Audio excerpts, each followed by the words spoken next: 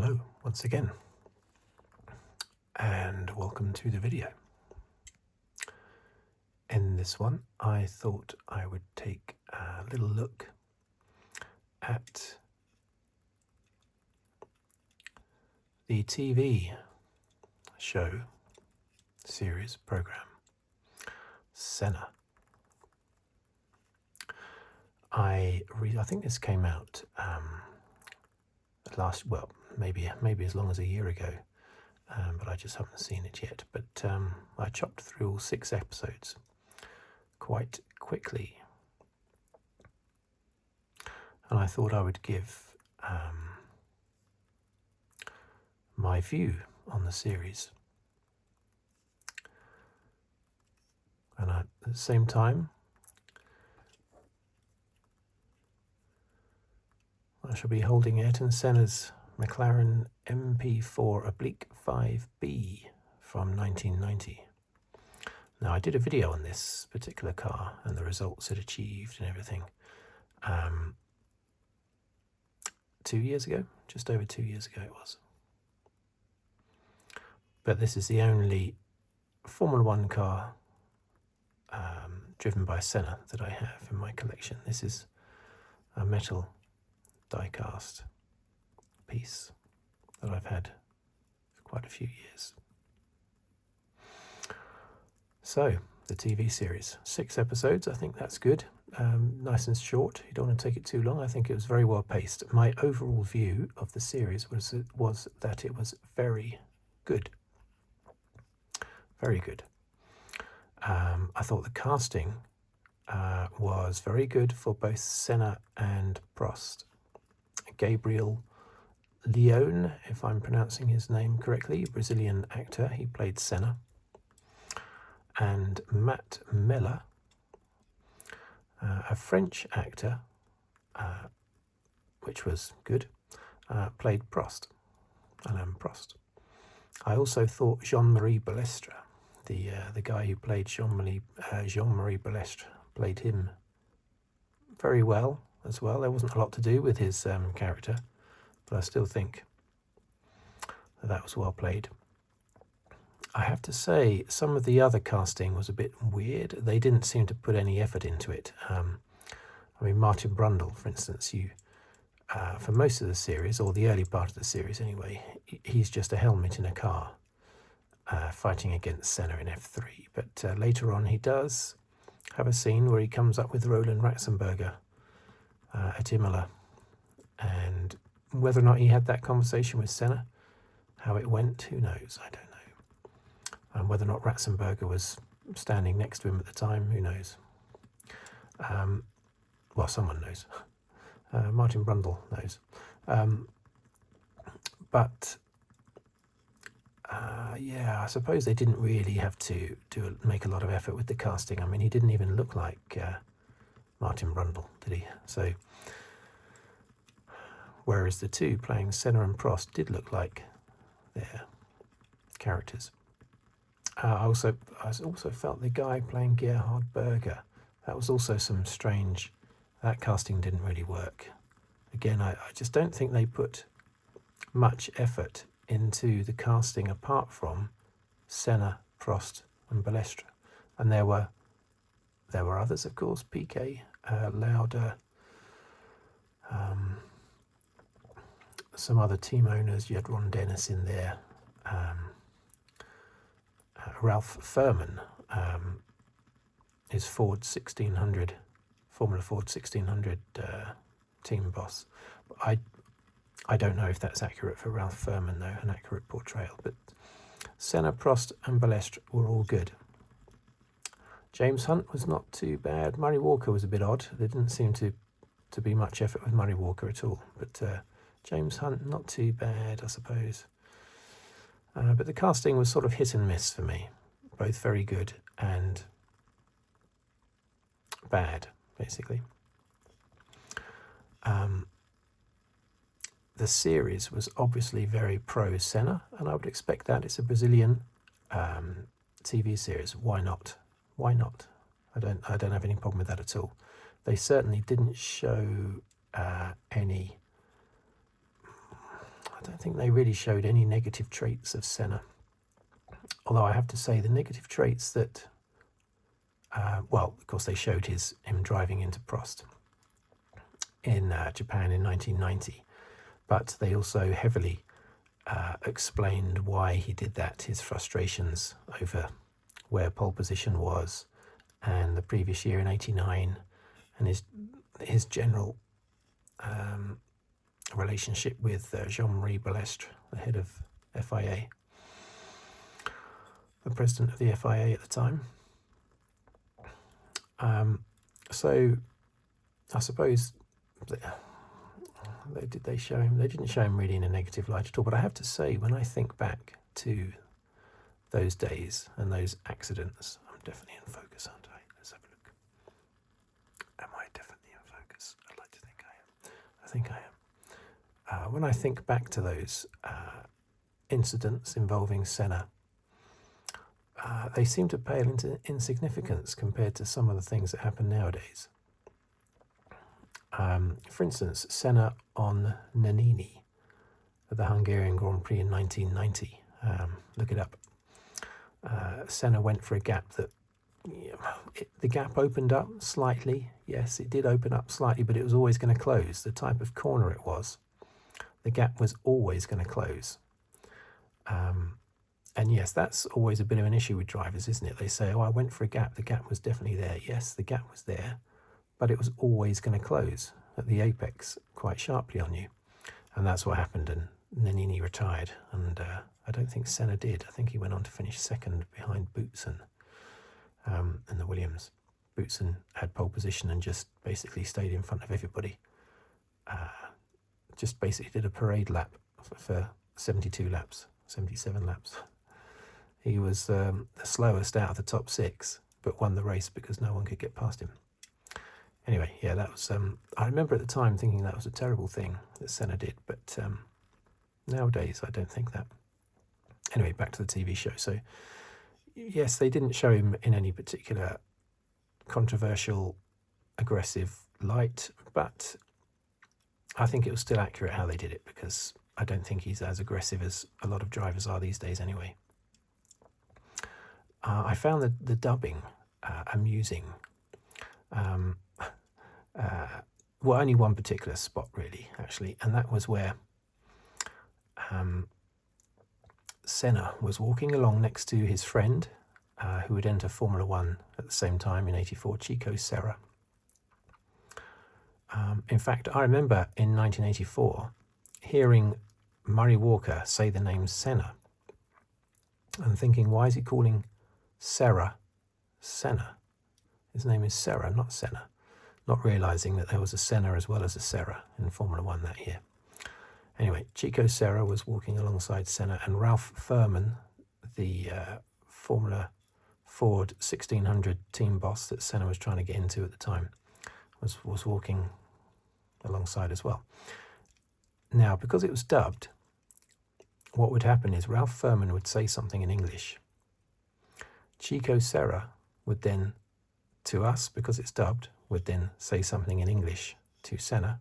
Senna would then say something back in English to Chico Serra, who would then say that back in English to Ralph Furman. So because of the dubbing, it looked like all three of them were speaking English to each other. So there was an interpreter in the middle, interpreting between English and English. But that's, of course, just a result of the dubbing, which made that quite amusing. It was also strange sometimes when I would suddenly realise that the actor playing Senna was speaking in English, which of course is accurate because Senna learnt English, but at first couldn't speak English, but then learnt it.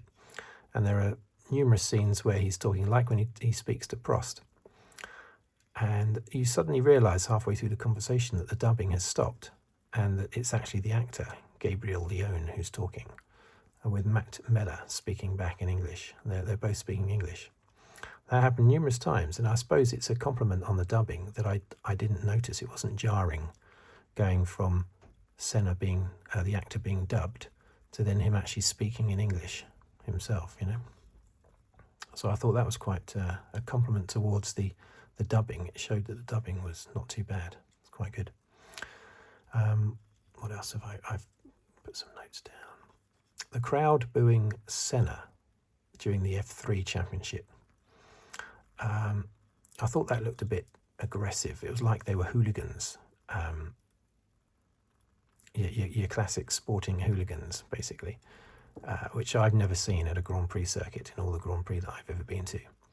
And the crowd, I think that was exaggerated a little bit by the makers of the show. That's fair enough, but I think that was a little bit overdone. The British fans cheering for Martin Brundle during the British Formula 3 Championship and booing Senna.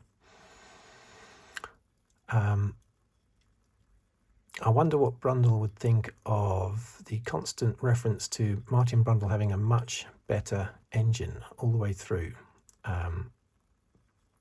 The portrayal of that championship, they're constantly making reference to Brundle. Now, I've checked this up online, because I didn't know this particular detail, and as far as I can see, they had not only identical cars, but identical engines. And Brundle just happened to get to grips with his in the second part of the season.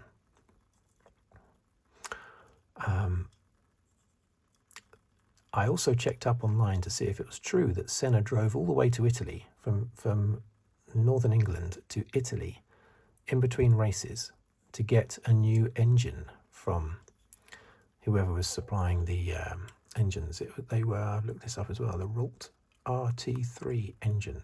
Oh no, sorry, that was a car, wasn't it? The Rult RT3. Maybe the R in RT3 stands for Rult. I don't know. So anyway, the RT3 car, Toyota, powered by Toyota. And for some reason they had to go to Italy for a new Toyota engine for some reason. Anyway, he drove there and put the engine in the back of his boot and drove back. And that seems to, from what I've seen online, that seems to be what happened, which is a fantastic detail that I didn't know about that season. And he did it just before the last race. And he came back with a better engine and won the race, won the championship.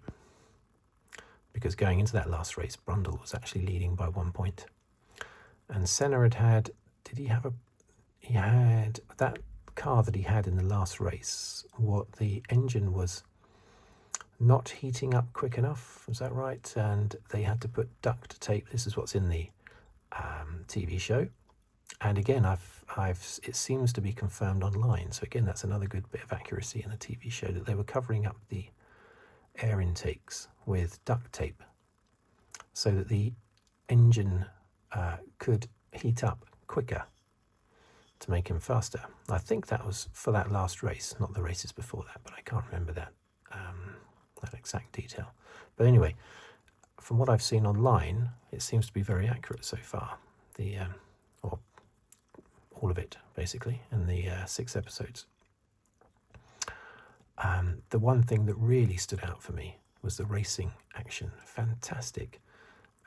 Great editing, really good editing. The Monaco Grand Prix in 84, the Monaco Grand Prix in 88, showing Senna doing lap after lap, fastest lap after fastest lap. And they were mixing together real footage with computerized footage, and it was fantastic. Fantastic stuff. The best dramatization of Formula 1, because you can't really count Netflix's Drive to Survive, because that's not a dramatization. That's they just show real footage. It's only real footage that they show. So, but this is a dramatization. That's the best I've seen.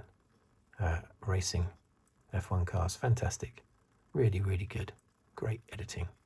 I was very impressed by that. I thought the way they ended it, it was always going to be a bit drawn out, because it's a real TV show from the heart, isn't it? Made by Brazilians that loved Ayrton Senna. So I was expecting them to really go to town with the send-off at the end of the series, and they did. With Tina Turner's Simply the Best playing, and they showed a clip of him meeting Tina Turner, and Tina Turner being overcome with excitement, and And they also showed clips. This was a really good thing they did. Right at the end, they showed the real-life clips of some of the things that they had dramatised.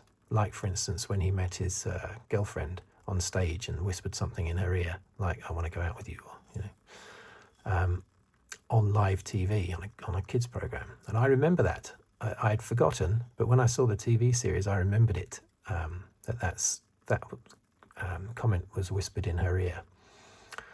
And so I knew straight away that was real.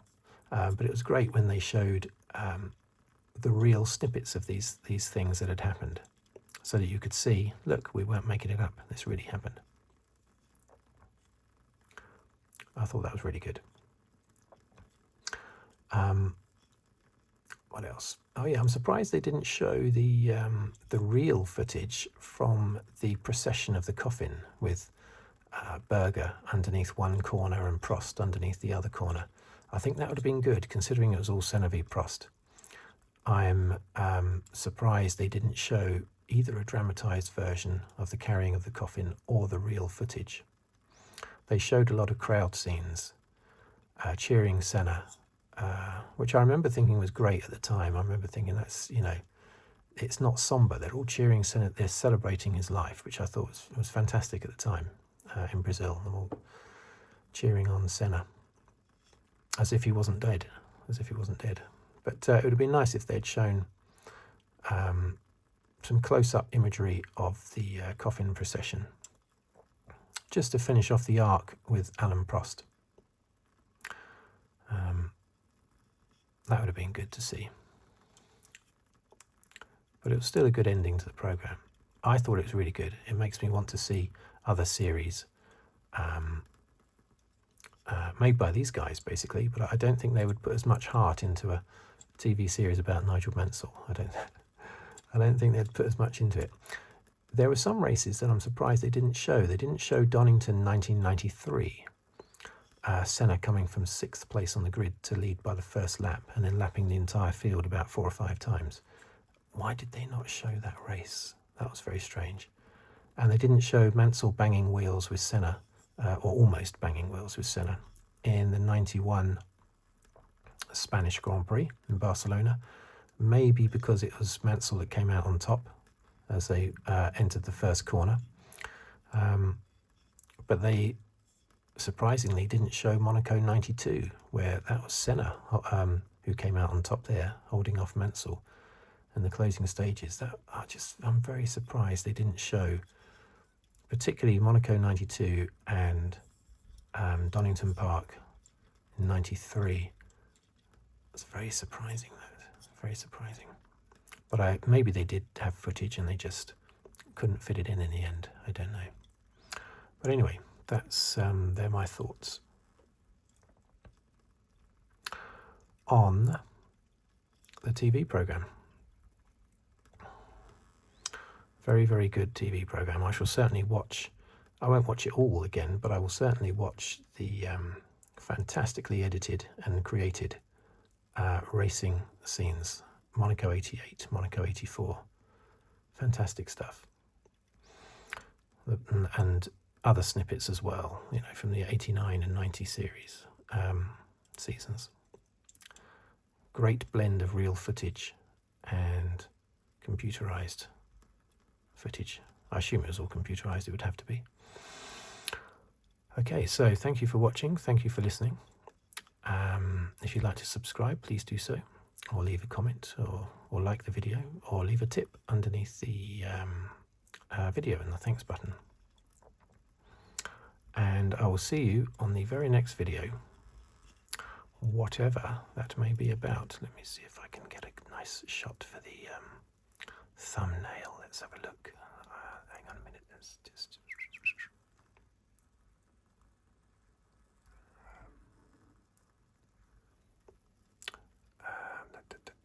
it's difficult, isn't it? It's difficult. But I would like to get a good thumbnail shot. Anyway, I shall leave it there.